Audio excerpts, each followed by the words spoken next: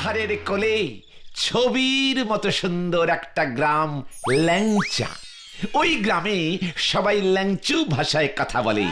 আমি একমাত্র বাঙালি, আমার কথা কোনো ল্যাংচিয়ান বোঝে না, আমি ওই ল্যাংচিয়ানদের কথা বুঝি না।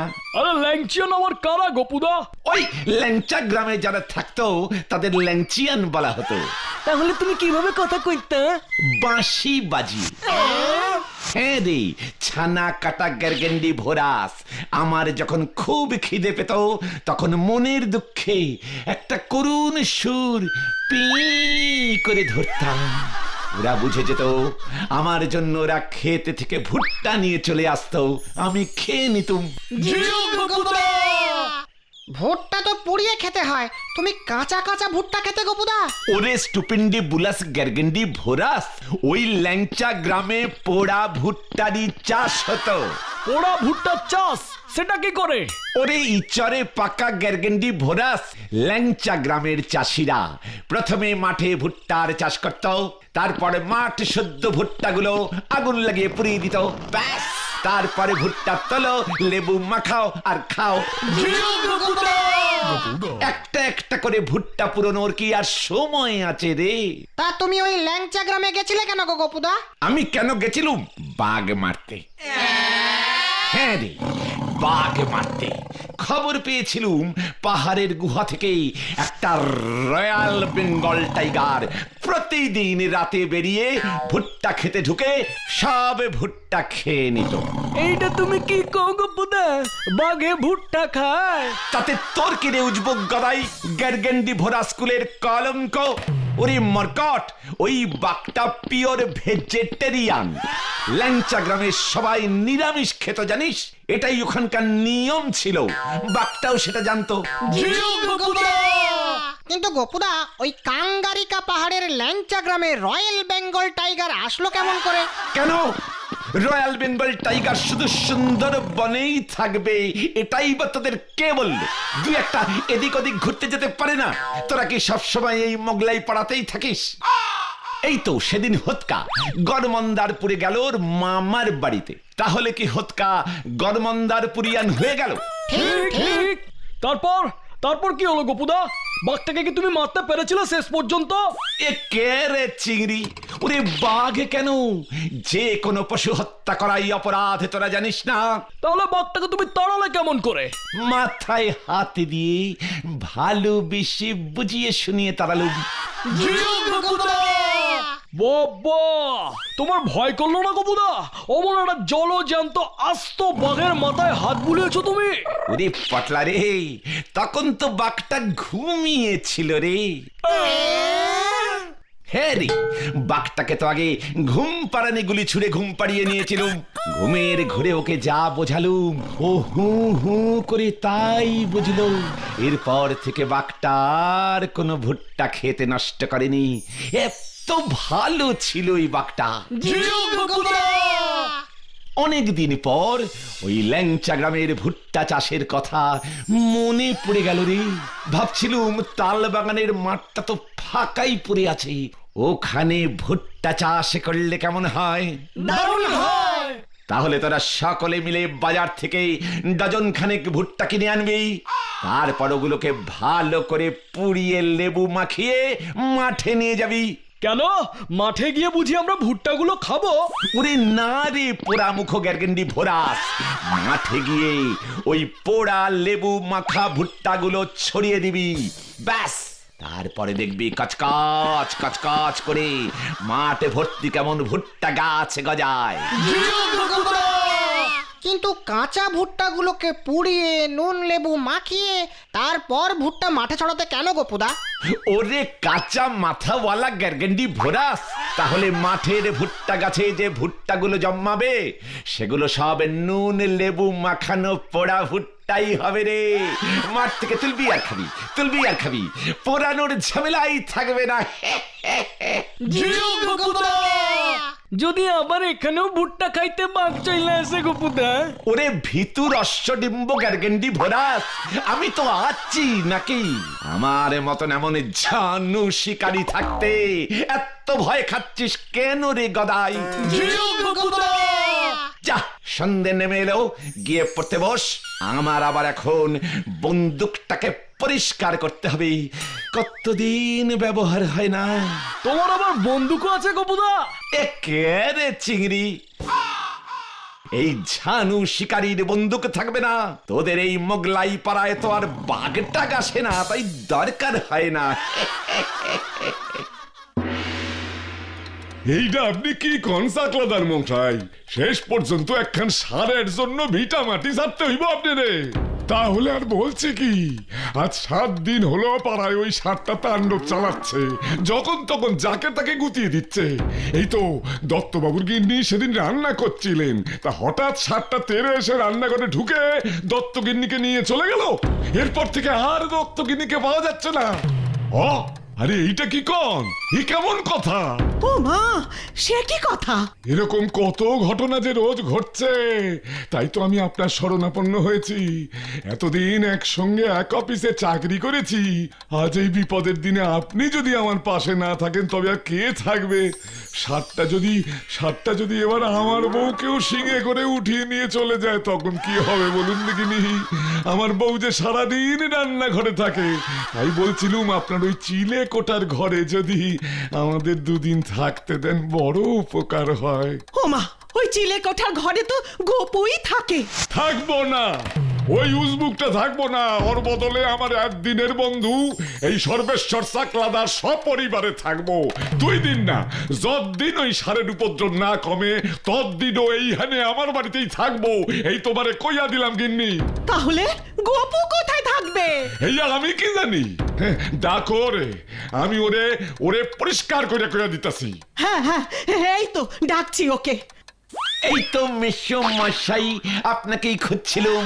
হ্যাঁ, আমিও তোমারে খুঁজতাছিলাম। কি বাবা, কি মানসিক মিল না আমাদের দুজনের মেশো মশাই। অহন কও দেখি, কি মতলবে তুমি আমারে খুঁজতাছিলা? মেশো মশাই, আপনাদের এই মোগলাই পাড়ায় একটাও বাঘ নেই না? কি গিন্নি, ওরে ভুলভাল কথা কইতে বারণ করো কইয়া দিলাম। কি না, মানে আসলে বন্দুক দিয়ে যে কত বাঘ শিকার করেছি তার কি কোনো ইয়ত্তা আছে? তাই অনেক দিন পর এই বন্দুকটা হাতে নেওয়ার পর মনটা না কেমন একটা বাগ বাগ বাগ বাগ বাগ বাগ বাগ বাগ করছে মেশম মশাই। ও তাই বুঝি, ঠিক আছে, আমি তোমারে বাঘের বদলে সার দিতে পারুম। সারে চলবো? বাঘ কা বদলা সার? ঠিক আছে, এত করে যখন বলছেন তখন সারেই কোন রকমে কাজ চালিয়ে নেব। তাহলে অহনি এই চাকলাদারের গ্রাম ভুসুন্ডিপুরে গিয়া একখান সারে সায়স্তা কইরা আসতে হইব বাসাধন, তাইলে বুঝুন তোমার বাঘ মারণের এলেম আছে। সে কি? কেন, কোথায়? এই যে আমার বন্ধু শ্রীমান সর্বেশ্বর চাকলাদারের গ্রামে একখান সার তাণ্ডব শুরু করছে। তুমি ওর গ্রামে গিয়া ওই সারটারে পাকড়াও করো, আর ততদিন ওই চাকলাদার সপরিবারে সিলে কোঠায় তোমার ওই ঘরটায় থাকবো। মানে আমি তো বাঘ শিকারী মেশমশাই, সার শিকারী নই। ওই একই হইল, 2টারই 4টা ঠ্যাং। ষাঁড়ের শিং আছে, বাঘের তো শিং নেই মেশমশাই। তোমার তো 2 নলা বন্দুক আছে, বেশি কথা না কইয়া যা কইতাছি এইটা করো। হয় সার ধরো, নয় বাড়ি ছাড়ো। মাসিমা, আপনার সারাশিটা একটু দেবেন আমায়? কেন রে গোপু, আমার রান্নাঘরের সারাশি নিয়ে তুই আবার কি করবি? মানে বন্দুক দিয়ে যেমন বাঘ মারে না, তেমনি সারাশি দিয়ে সার ধরে মাসিমা। আরে বাঘ না হোক, ষাঁড় তো পেলে এত চিন্তা করছো কেন গপুদা? ওরে শিংওয়ালা জন্তুকেই আমার বেশি ভয় রে। মনে নেই সেবারে ছবি আঁকতে গিয়ে আমার পশ্চাৎ দেশের কি হাল হয়েছিল? ও গোপুদা, তুমি এটা কি আঁকছো? ওইদিকে গ্যাস ছেড়েছে, এই দিকে গোবর পড়েছে, এবারে এই গোবর থেকেই জন্ম নেবে গোবর ধান বাবু। এই ঘোড়ার পিঠে আর কতক্ষণ বসিয়ে রাখবি রে ভাই? ওই দেখ, সার সার সার, পালা রে পালা।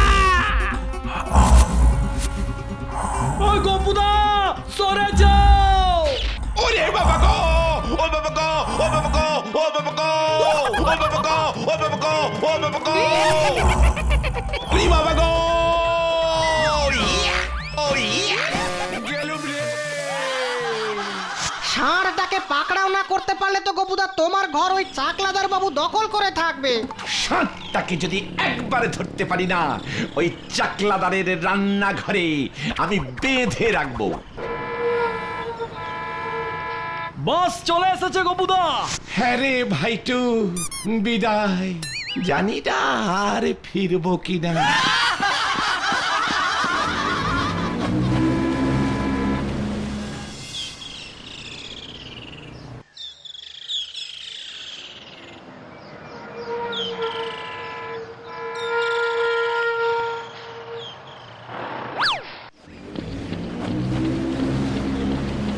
এই সেই ভূষণ্ডীপুর।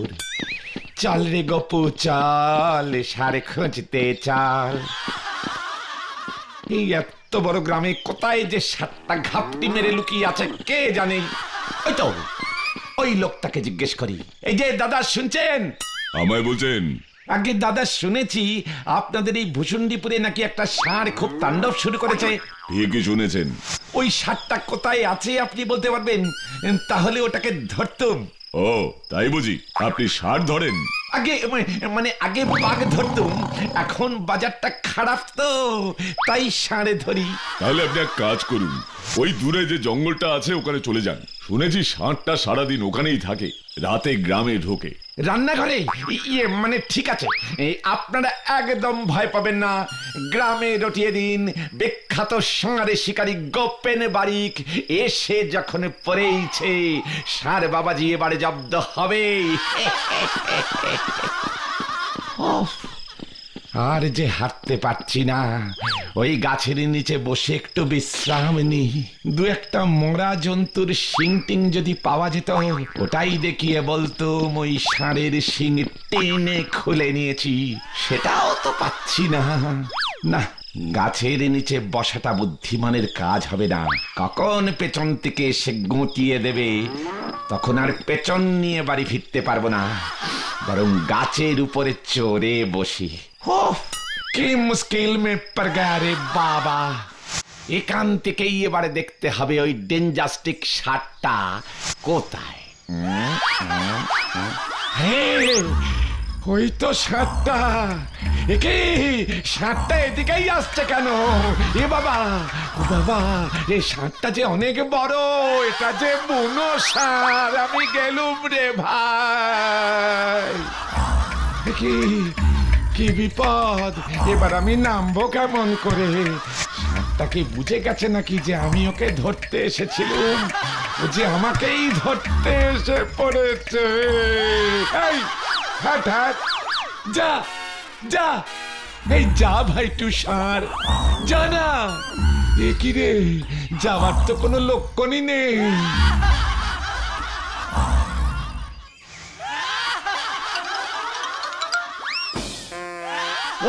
ও বাবা, ও বাবা, ওরে বাবা গো! ও ও ও ও ও ও!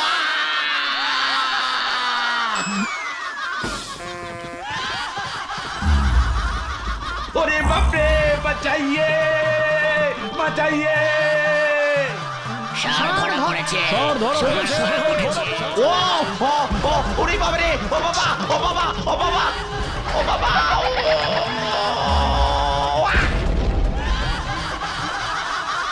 আরে এটা কি দেখছি আমি? ষাঁড় বাবাজি যে ফাটা দেয়ালে ফেসেছে।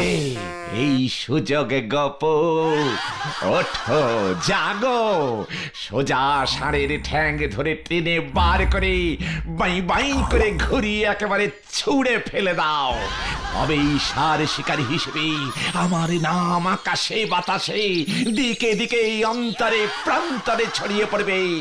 ঠ্যাং ধরে মারো টান, ষাঁড় হবে খান খান।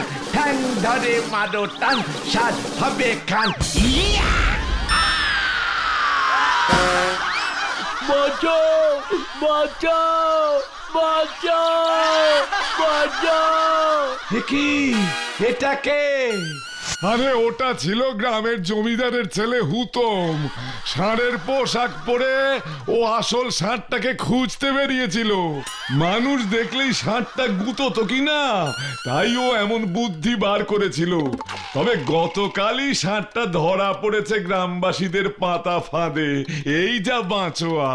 আমি কি সেটা বুঝেছিলুম নাকি? তা বলে আমাকে এমন ঠ্যাঙানি কেন দিল?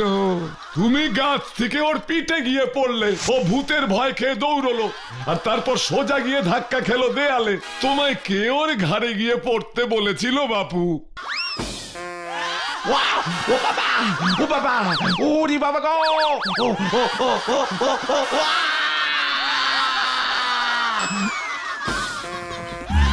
ওরে বাপরে, বাঁচাইয়ে, বাঁচাইয়ে!